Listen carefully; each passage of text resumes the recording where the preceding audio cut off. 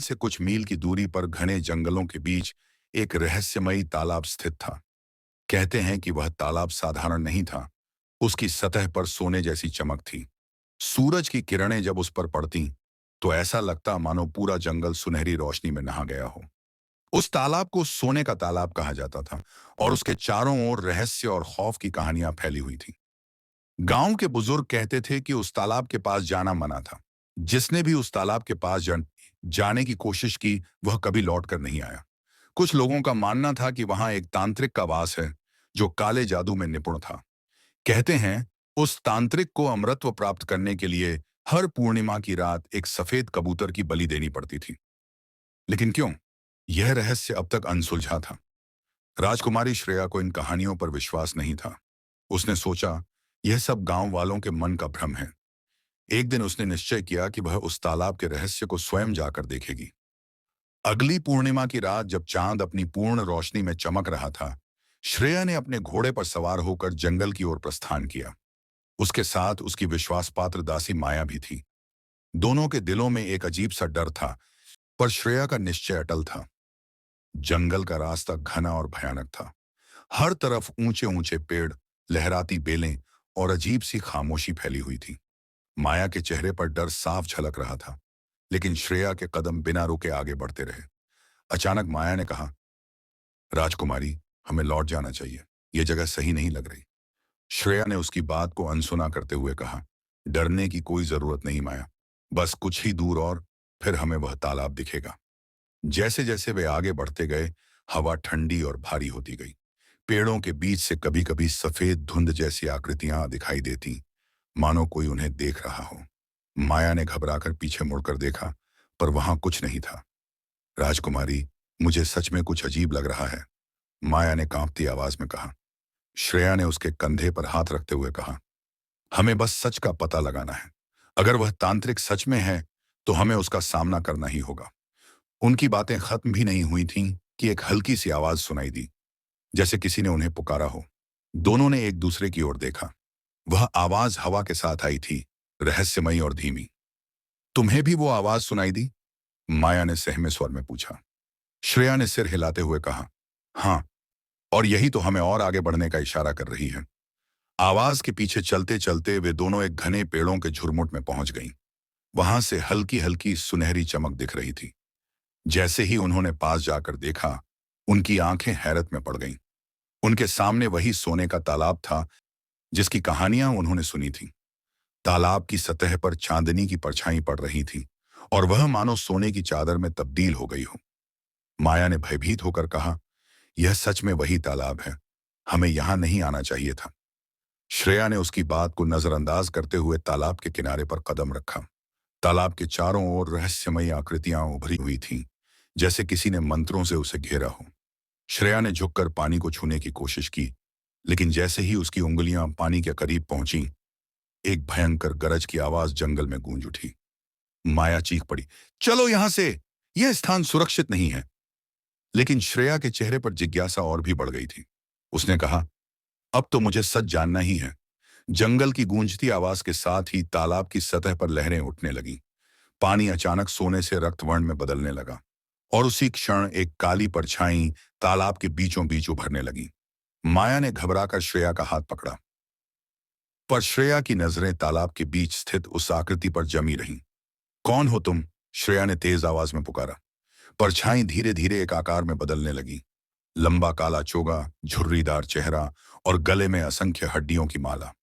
वह तांत्रिक था, जिसके बारे में गांव में कहानियां प्रचलित थीं। मैं वही हूं जिसका इंतजार था, तांत्रिक ने गर्जन भरी आवाज में कहा। तुम्हारा आना निश्चित था राजकुमारी। श्रेया और माया की धड़कनें तेज हो गईं। यह सामना अब उनके जीवन का सबसे बड़ा रहस्य खोलने वाला था। तांत्रिक की भयानक उपस्थिति ने वातावरण को और भी भारी कर दिया। तालाब के चारों ओर काले बादल छा गए, और हवा में एक अजीब सी गंध फैल गई। माया ने श्रेया का हाथ कसकर पकड़ लिया, लेकिन श्रेया की आंखों में भय के बजाय जिज्ञासा थी। तांत्रिक ने गहरे स्वर में कहा, राजकुमारी, तुम्हारा यहां आना पहले से निश्चित था। तुमने सोने के तालाब का रहस्य जानने की ठानी है, पर इसकी कीमत चुकानी होगी। किस कीमत की बात कर रहे हो? श्रेया ने निडर होकर पूछा। तांत्रिक ने अपनी काली आंखों से उसकी ओर देखा और कहा, हर पूर्णिमा की रात इस तालाब में एक सफेद कबूतर की बलि दी जाती है। यह कोई साधारण बलि नहीं है, ये आत्माओं की पुकार है। माया ने कांपती आवाज में पूछा, कबूतर की बलि क्यों? तांत्रिक ने तालाब की ओर इशारा करते हुए कहा, यह तालाब सोने का नहीं है, यह आत्माओं का बंधन स्थल है। जिन लोगों ने लालच में आकर इसकी गहराई में कदम रखा, उनकी आत्माएं यहीं कैद हो गईं। उन आत्माओं को मुक्त करने के लिए हर पूर्णिमा पर एक पवित्र आत्मा की बलि दी जाती है, और सफेद कबूतर उस पवित्रता का प्रतीक है। श्रेया ने अविश्वास भरी नजरों से तालाब को देखा। उसकी सतह पर हलचल हो रही थी, मानो अनगिनत चेहरों की परछाइयां पानी के भीतर तड़प रही हों। माया पीछे हटने लगी, पर श्रेया ने उसे रोका। अगर यह सत्य है, तो इन आत्माओं को मुक्त कैसे किया जा सकता है? श्रेया ने तांत्रिक से सवाल किया। तांत्रिक ने एक हल्की मुस्कान के साथ कहा, मुक्ति का मार्ग है, पर वह इतना सरल नहीं है। उस मार्ग पर जाने के लिए तुम्हें अपनी सबसे प्रिय वस्तु का त्याग करना होगा। श्रेया के चेहरे पर गंभीरता आ गई। उसने कहा, मैं तैयार हूं, मुझे वह मार्ग दिखाओ। तांत्रिक ने अपनी छड़ी उठाई और मंत्रोच्चार करने लगा। हवा तेज चलने लगी, पेड़ झूमने लगे और तालाब की सतह पर लहरें उठने लगीं। कुछ ही क्षणों में तालाब के किनारे एक पत्थर का द्वार प्रकट हुआ, जिसके ऊपर प्राचीन लिपि में कुछ लिखा हुआ था। यह है मोक्ष का द्वार। इसके पार जाने वाला सत्य से साक्षात्कार करता है, लेकिन हर सच्चाई का मूल्य होता है। तुम तैयार हो? तांत्रिक ने श्रेया की आंखों में झांकते हुए पूछा। श्रेया ने बिना हिचकिचाए कहा, मैं तैयार हूं। तांत्रिक के इशारे पर श्रेया ने पत्थर के उस प्राचीन द्वार की ओर कदम बढ़ाए। द्वार के चारों ओर नक्काशीदार प्रतीक उकेरे हुए थे, जो किसी प्राचीन तंत्र साधना के चिन्ह प्रतीत होते थे। जैसे ही श्रेया ने द्वार को छुआ, एक तीव्र रोशनी फैली और द्वार धीरे धीरे खुलने लगा। माया ने पीछे हटते हुए घबराई आवाज में कहा, राजकुमारी, हमें यहां से चलना चाहिए। यह सब बहुत डरावना है। लेकिन श्रेया की आंखों में जिज्ञासा और साहस की चमक थी। उसने माया का हाथ थामते हुए कहा, मुझे सच का पता लगाना है माया। अगर यह मोक्ष का द्वार है, तो उन आत्माओं को मुक्त करना ही हमारा कर्तव्य है। दोनों ने एक गहरी सांस ली और द्वार के भीतर प्रवेश किया। जैसे ही वे अंदर गईं, द्वार अपने आप बंद हो गया और चारों ओर घना अंधकार छा गया। कुछ क्षणों के बाद एक हल्की रोशनी दिखाई दी। वे आगे बढ़ीं और देखा कि वे एक विशाल गुफा में खड़ी थीं। गुफा की दीवारों पर अजीबोगरीब चित्र बने हुए थे, जिनमें तांत्रिक साधना और बलि समन की विधियां चित्रित थीं। माया ने कांपती आवाज में कहा, यह जगह यह जगह बहुत प्राचीन और भयानक लग रही है। श्रेया ने उसकी बात को अनसुना करते हुए आगे बढ़ना जारी रखा। गुफा के बीचों बीच एक विशाल मंच था, जिसके केंद्र में एक सोने का प्रतीक चमक रहा था। प्रतीक के चारों ओर सफेद कबूतरों के पंख बिखरे हुए थे। श्रेया ने तांत्रिक की कही बातों को याद करते हुए मंच की ओर कदम बढ़ाए। तभी एक गूंजती हुई आवाज गुफा में फैल गई, तुम्हें मोक्ष चाहिए तो अपने सबसे प्रिय का त्याग करना होगा। श्रेया ने आवाज का अनुसरण करते हुए कहा, मैं तैयार हूं। मंच के चारों ओर अचानक आग की लपटें उठीं और सामने एक आईना प्रकट हुआ।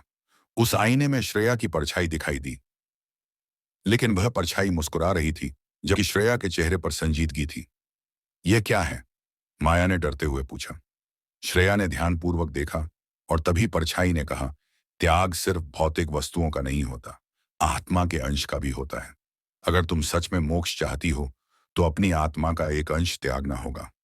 माया ने घबराते हुए कहा, नहीं, यह संभव नहीं है। यह तो मृत्यु के समान है।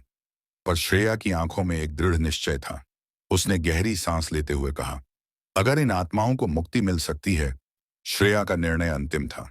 उसके चेहरे पर एक दृढ़ता थी, मानो वह किसी भी मूल्य पर सत्य जानने को तैयार थी। माया ने उसके हाथ पकड़ते हुए कहा, राजकुमारी, यह आत्मघात है। तांत्रिक के शब्दों पर विश्वास करना खतरे से खाली नहीं है। श्रेया ने उसकी आंखों में झांकते हुए कहा, अगर इस बलिदान से उन आत्माओं को मुक्ति मिलती है, तो मैं इसे स्वीकार करती हूं। गुफा के भीतर की रोशनी तेज होने लगी। सामने लगा आईना चमक उठा और उसकी परछाई ने एक कदम आगे बढ़ाया। परछाई अब वास्तविक लग रही थी, जैसे उसमें भी जान आ गई हो। वह श्रेया के पास आई और एक काली माला उसके गले में डाल दी। माला के पड़ते ही एक तीव्र दर्द का एहसास श्रेया के भीतर होने लगा।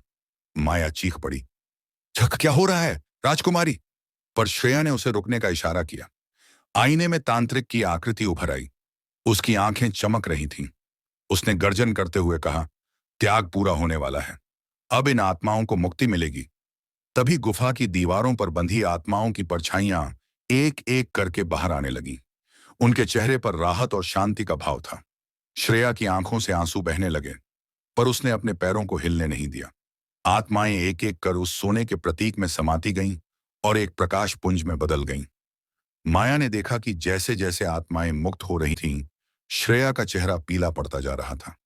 उसकी आंखों में नमी और थकान साफ झलक रही थी। अचानक तांत्रिक की आवाज फिर से गूंजी, त्याग तो पूरा हो गया, लेकिन यह सिर्फ शुरुआत है। माया ने डरते हुए उसकी ओर देखा और पूछा, अब क्या होगा? तांत्रिक ने एक भयावह मुस्कान के साथ कहा, अब द्वार बंद हो चुका है। यह स्थान त्याग की पूर्णाहुति के बिना नहीं खुलता। श्रेया ने कांपती हुई आवाज में पूछा, पूर्णाहुति? हाँ, तुम्हें अपना सबसे मूल्यवान त्यागना होगा, जिससे तुम्हारा अस्तित्व बंधा हुआ है। तांत्रिक की आंखों में आग की चमक थी। तांत्रिक की गूंजती हुई आवाज गुफा में फैल गई। अब पूर्णाहुति का समय आ गया है। तुम्हें अपना सबसे मूल्यवान त्यागना होगा। श्रेया का चेहरा गंभीर था। उसने गहरी सांस लेते हुए कहा, बताओ, मुझे क्या करना होगा? तांत्रिक ने मुस्कुराते हुए अपने हाथ उठाए। गुफा की दीवारों पर चित्र अचानक से जीवंत हो उठे। आत्माओं की परछाइयां वापस आने लगीं, लेकिन इस बार उनके चेहरे विकृत थे, जैसे कोई उन्हें रोक रहा हो। माया पीछे हट गई, लेकिन श्रेया की आंखें अभी भी तांत्रिक पर टिकी रहीं। तुम्हारा अस्तित्व दो चीजों से बंधा है, तुम्हारा विश्वास और तुम्हारा प्रेम।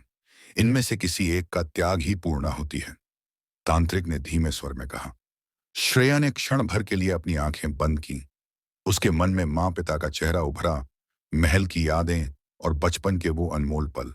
उसकी आंखें भर आईं, लेकिन उसने खुद को संभालते हुए कहा, मैं अपने प्रेम का त्याग करती हूँ। तांत्रिक ने मंत्रोच्चार करना शुरू किया। हवा अचानक भारी हो गई। गुफा की दीवारें हिलने लगीं और वह सोने का प्रतीक जो मंच पर था, चमकने लगा। प्रकाश की एक तीव्र लहर श्रेया की ओर बढ़ी और उसके चारों ओर एक घेरा बन गया। श्रेया की आंखों में आंसू थे, पर उसके होंठों पर मुस्कान भी थी। उसने माया की ओर देखा और कहा, माया, अगर मैं लौट कर ना आऊं तो मेरे परिवार का ध्यान रखना। माया की आंखों से आंसू छलक पड़े। उसने कहा, राजकुमारी, यह मत कहो, तुम्हारे बिना महल सूना हो जाएगा। पर श्रेया की आंखों में निडरता थी। उसने अपने कदम आगे बढ़ाए और सोने के प्रतीक के पास जाकर खड़ी हो गई। प्रकाश की लहरें उसके चारों ओर घूमने लगीं और अचानक एक तेज चीख गूंजी। तांत्रिक ने गर्जन भरी आवाज में कहा, पूर्णाहुति समाप्त। आत्माओं को मुक्ति मिली। गुफा की दीवारें धीरे धीरे शांत होने लगीं। आत्माएं एक एक कर गायब होने लगीं और सोने का तालाब पहले जैसा शांत और चमकदार हो गया। तांत्रिक की आकृति भी धीरे धीरे धुंधली पड़ने लगी। माया ने घबराकर इधर उधर देखा। राजकुमारी, श्रेया, तुम कहाँ हो? पर कोई जवाब नहीं आया। गुफा में सिर्फ खामोशी थी और एक हल्की सी सुनहरी चमक हवा में बिखरी हुई थी। गुफा के भीतर सन्नाटा पसरा हुआ था। माया की चीखें गूंज कर लौट आईं, पर जवाब में सिर्फ खामोशी थी। श्रेया कहीं नहीं थी, सिर्फ एक सुनहरी चमक हवा में तैर रही थी। माया घबराई हुई गुफा के कोनों में उसे ढूंढती रही, पर न श्रेया की परछाई दिखी, न उसकी आवाज सुनाई दी। तभी एक भारी कदमों की आहट गूंजी। माया ने पीछे मुड़कर देखा। वहां तांत्रिक खड़ा था। उसकी आंखों में एक अलग सी चमक थी। वह मंद मंद मुस्कुराते हुए बोला, पूर्णाहुति हो चुकी है। आत्माओं को मुक्ति मिल गई। माया ने क्रोध और दुहक से कांपते हुए कहा, लेकिन राजकुमारी कहाँ है? तुमने उसे कहाँ छुपा दिया? तांत्रिक ने हंसते हुए कहा, छुपाया नहीं, बलिदान हुआ है। आत्माओं की मुक्ति के लिए एक पवित्र आत्मा का त्याग आवश्यक था। श्रेया ने वह त्याग किया है। माया की आंखों में आंसू छलक आए। उसने कांपते हुए कहा, तुमने धोखा दिया, यह सब झूठ था। तांत्रिक ने ठहाका लगाते हुए कहा, झूठ नहीं, यह एक चक्र था। सदियों से इस सोने के तालाब को शक्ति देने के लिए एक पवित्र आत्मा की आवश्यकता होती है। हर पूर्णिमा पर सफेद कबूतर की बलि तो सिर्फ एक माध्यम थी। असली बलिदान तो तब होता है जब कोई स्वेच्छा से अपने प्रेम का त्याग कर देता है। माया अब समझ चुकी थी कि श्रेया को फंसाया गया था। उसकी आंखों में आक्रोश था।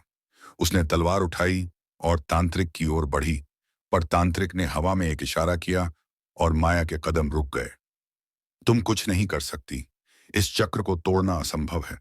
श्रेया ने अपने प्रेम का त्याग कर दिया है और अब वह इस तालाब की आत्माओं में बंध चुकी है। यही इस तालाब का रहस्य है। तांत्रिक ने एक भयानक मुस्कान के साथ कहा।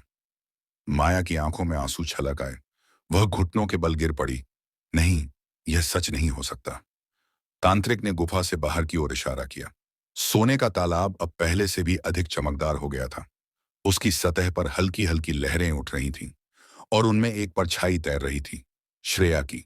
वह मुस्कुरा रही थी, लेकिन उसकी आंखों में शांति नहीं थी, बल्कि एक अजीब सी वेदना थी। माया ने कंपाते हुए तालाब की ओर कदम बढ़ाए। राजकुमारी, मुझे माफ कर दो। मैं तुम्हें बचा नहीं पाई। परछाई ने माया की ओर देखा। उसके होंठ हिले, पर आवाज नहीं आई। माया की आंखों से आंसू बह निकले। माया का हृदय रोष और पीड़ा से भरा हुआ था। आंखों में आंसू पोंछे और सोने के तालाब की ओर देखा, जहां श्रेया की परछाई तैर रही थी। माया ने दृढ़ निश्चय किया कि वह इस चक्र को तोड़कर रहेगी। तांत्रिक अब गुफा के किनारे पर खड़ा मंत्रोच्चार कर रहा था। उसके चारों ओर एक काले धुएं का घेरा बन रहा था। माया ने अपनी तलवार उठाई और कदम बढ़ाए। तांत्रिक ने उसे आते देखा, पर वह जरा भी विचलित नहीं हुआ। उसने माया की ओर देखकर कहा, तुम समझ नहीं रही हो, यह एक युगों पुरानी परंपरा है। सुई तोड़ना असंभव है। माया ने बिना कुछ कहे तलवार से प्रहार किया, लेकिन एक अदृश्य ढाल से टकराकर तलवार पीछे छिटक गई। तांत्रिक मुस्कुराते हुए बोला, यह साधारण लड़ाई नहीं है। अगर सच में श्रेया को मुक्त करना चाहती हो, तो तुम्हें सोने के तालाब का मूल रहस्य समझना होगा। माया ने क्रोध से पूछा, क्या रहस्य है इस तालाब का? तांत्रिक ने गहरी सांस लेते हुए कहा, यह तालाब श्रापित है। इसकी उत्पत्ति तब हुई थी जब एक महान तांत्रिक ने अमरत्व की खोज में इसे रचा था। उसने सोने को आत्माओं का बंधन बना दिया और हर पूर्णिमा पर एक पवित्र आत्मा का त्याग उसे शक्ति देता है। माया ने अपनी मुट्ठियां भींच ली। तो इसका अंत कैसे होगा? उसने कठोर स्वर में पूछा। तांत्रिक ने कहा, अंत सिर्फ तभी संभव है जब कोई अपनी आत्मा का पूर्णतः त्याग कर इस तालाब में समा जाए। परंतु ऐसा करना मृत्यु से भी भयानक है। आत्मा सदैव भटकती रहती है, मुक्त नहीं होती। माया ने गहराई से सोचा और फिर कहा, अगर यही उपाय है तो मैं इसे करूंगी। तांत्रिक हंस पड़ा। तुम, एक साधारण लड़की? यह बलिदान सिर्फ राजवंश के खून से ही पूरा होता है। श्रेया का बलिदान इसलिए आवश्यक था। तुम इसमें कुछ नहीं कर सकती। माया के मन में एक विचार आया। उसने श्रेया की मां से सुनी कहानियां याद की। माया भी राजमहल में पली बढ़ी थी। वह श्रेया की बचपन की संगिनी ही नहीं, उसकी दूर की रिश्तेदार भी थी। उसकी रगों में भी वही खून बहता था। माया ने तलवार उठाई और तांत्रिक की ओर इशारा करते हुए कहा, अगर यही एकमात्र रास्ता है तो मैं इसे करूंगी। तांत्रिक ने अविश्वास भरी निगाहों से माया को देखा, पर माया के चेहरे पर दृढ़ निश्चय था। उसने एक कदम आगे बढ़ाया और सोने के तालाब की ओर चल पड़ी। तालाब की सतह लहराई, मानो उसकी प्रतीक्षा कर रही हो। माया के कदम सोने के तालाब की ओर बढ़ते ही तांत्रिक की आंखों में एक अनजानी चमक उभर आई। उसकी काली आंखें चमक उठीं और उसने मंत्रोच्चार करना शुरू कर दिया। तालाब की सतह पर सुनहरी लहरें उठने लगीं, जैसे वह किसी विशेष ऊर्जा को आमंत्रित कर रही हों। माया का दिल तेजी से धड़क रहा था, पर उसकी आंखों में अब कोई भय नहीं था। तांत्रिक ने गूंजती हुई आवाज में कहा, सोने का यह तालाब सिर्फ आत्माओं का बंधन नहीं है, यह शक्ति का केंद्र है। हर पूर्णिमा पर जो बलि दी जाती है, वह इसे और अधिक शक्तिशाली बनाती है। तुम भी इसमें समा जाओगी माया। तुम्हारी आत्मा भी इसका हिस्सा बनेगी। माया ने एक गहरी सांस ली और तालाब के किनारे पर जाकर घुटनों के बल बैठ गई। उसने अपनी हथेलियां तालाब की सतह पर रखी। ठंडा और भारी एहसास उसके शरीर में उतरने लगा। अचानक तालाब की सतह पर हलचल तेज हो गई। सोने की लहरें उसकी ओर बढ़ने लगीं, जैसे उसे अपने भीतर खींच लेना चाहती हों। माया ने अपनी आंखें बंद की और मन ही मन श्रेया को याद करते हुए कहा, अगर मेरा बलिदान तुम्हें मुक्त कर सके तो मैं यह करने के लिए तैयार हूं। तांत्रिक ने ठहाका लगाते हुए कहा, तुम समझती नहीं हो माया, श्रेया अब मुक्त नहीं हो सकती। वह इस तालाब का हिस्सा बन चुकी है। तुम बस एक और बलि हो, जिससे इसकी शक्ति और बढ़ेगी। माया ने आंखें खोलीं और तांत्रिक की ओर देखा। तुम गलत हो, उसने आत्मविश्वास से कहा। मुझे विश्वास है कि प्रेम और बलिदान की शक्ति किसी भी तंत्र से बड़ी होती है। अगर मेरी आत्मा इसमें समा भी जाती है, तो भी श्रेया मुक्त होगी। तांत्रिक के चेहरे पर संशय उभर आया। उसने मंत्रों का उच्चारण तेज कर दिया, लेकिन माया ने आंखें बंद कर ध्यान लगाना शुरू कर दिया। अचानक तालाब की सतह पर तेज चमक उठी। माया के चारों ओर एक प्रकाश मंडल बन गया और उसके सिर पर एक स्वर्णिम आभा दिखाई देने लगी। माया ने मंत्रोच्चार करना शुरू कर दिया, जो उसे उसकी दादी ने बचपन में सिखाया था। उसकी आवाज गूंजने लगी। तांत्रिक के मंत्रों की गूंज दबने लगी। गुफा की दीवारें कांपने लगीं और तालाब की सतह पर लहरें उग्र हो गईं। तांत्रिक चीख पड़ा, यह असंभव है, कोई मेरे मंत्रों को बाधित नहीं कर सकता। माया ने अपनी आंखें खोलीं और कहा, प्रेम की शक्ति से बड़ा कुछ नहीं। अगर मेरा बलिदान श्रेया को मुक्त कर सकता है तो मैं इसे खुशी खुशी स्वीकार करती हूं। अचानक एक तेज प्रकाश फूटा और पूरे तालाब को अपनी चपेट में ले लिया। तांत्रिक पीछे हट गया। उसकी चीखें गुफा में गूंज उठीं। माया का शरीर प्रकाश में विलीन होने लगा और सोने की लहरें शांत पड़ गईं। गुफा के भीतर उजाला फैल चुका था। सोने के तालाब की सतह अब पूरी तरह स्थिर हो चुकी थी और उस पर चमकती लहरों के बीच माया की परछाई धीरे धीरे विलीन हो रही थी। तांत्रिक की चीखें अब मंद पड़ चुकी थीं। उसकी शक्ति क्षीण हो चुकी थी। उसने कांपते हुए अपने हाथ तालाब की ओर बढ़ाए, परंतु अब उसका कोई प्रभाव नहीं था। माया का बलिदान कुछ ऐसा कर चुका था जिसकी कल्पना तांत्रिक ने नहीं की थी। सोने का तालाब, जो सदियों से आत्माओं का बंधक बना हुआ था, अब धीरे धीरे अपनी चमक खोने लगा। उसके पानी का रंग सोने से हल्का नीला होने लगा, मानो किसी अभिशाप से मुक्त हो रहा हो। दीवारों पर बंधी आत्माएं एक एक कर मुक्त होने लगीं। उनके चेहरे पर शांति और सुकून था। तांत्रिक की आंखों में अविश्वास था। वह लड़खड़ाता हुआ पीछे हटने लगा। यह कैसे संभव है? मेरा वर्षों का तप, मेरी साधना, सब नष्ट कैसे हो गया? उसने चीखते हुए कहा। तभी गुफा की छत पर एक दरार पड़ी और प्रकाश की एक किरण भीतर आई। तालाब की सतह पर उस प्रकाश का पड़ते ही पानी उबलने लगा। एक तेज धमाका हुआ और पूरा तालाब एक विशाल चमक में बदल गया। उस चमक के बीच से एक परछाई प्रकट हुई, श्रेया की। उसकी आंखों में करुणा थी और चेहरे पर शांति। माया की आत्मा भी उस प्रकाश में दिखाई दी। उसने मुस्कुराते हुए श्रेया की ओर देखा। मैंने वादा किया था कि तुम्हें मुक्त करूंगी, और मैंने कर दिया। अब यह तांत्रिक भी अपने कर्मों का फल भुगतेगा। नकाराता गहन निर्यादा क्या? माया ने कहा। श्रेया ने हाथ बढ़ाया और माया की आत्मा उसकी ओर बढ़ी। दोनों की आत्माएं एक तेज प्रकाश में लुप्त हो गईं और गुफा में एक पवित्र सन्नाटा छा गया। तांत्रिक ने भयभीत होकर तालाब की ओर देखा, जो अब एक साधारण जलाशय बन चुका था। सोने की चमक गायब थी। आत्माओं की गूंज समाप्त हो चुकी थी। उसने कांपते हुए अपने हाथ जोड़े और मंत्रोच्चार करने का प्रयास किया, पर उसकी आवाज गूंज तक नहीं पाई। गुफा की दीवारों पर दरारें बढ़ती चली गईं। तांत्रिक चिल्लाता रहा, नहीं, यह असंभव है। मेरा साम्राज्य, मेरी शक्ति। पर दीवारें गिरने लगीं और अंततः गुफा उसके साथ ध्वस्त हो गई। बाहर आसमान साफ था। जंगल की हवाएं शांति से बह रही थीं। सोने का तालाब अब एक पवित्र जलाशय बन चुका था, जिसमें कोई भी परछाई नहीं थी, सिर्फ निर्मल जल था। माया और श्रेया की आत्माएं मुक्त हो चुकी थीं और तांत्रिक का आतंक समाप्त हो चुका था। अगर आपको हमारी यह रोमांचक और रहस्यमयी कहानी, तांत्रिक ने सोने के तालाब में सफेद कबूतर की बलि क्यों दी, पसंद आई हो तो हमारे चैनल स्टोरी हब को सब्सक्राइब करना न भूलें। वीडियो को लाइक करें, शेयर करें ताकि यह रोमांच और रहस्य और लोगों तक पहुंचे। और कमेंट में बताएं कि आपको कहानी का सबसे रोमांचक मोड़ कौन सा लगा। आपके सपोर्ट से हमें और भी बेहतरीन कहानियां लाने की प्रेरणा मिलती है। स्टोरी हब, जहां कहानियां जीवंत होती हैं। हमसे जुड़े रहें कहानियों के इस अनोखे सफर में।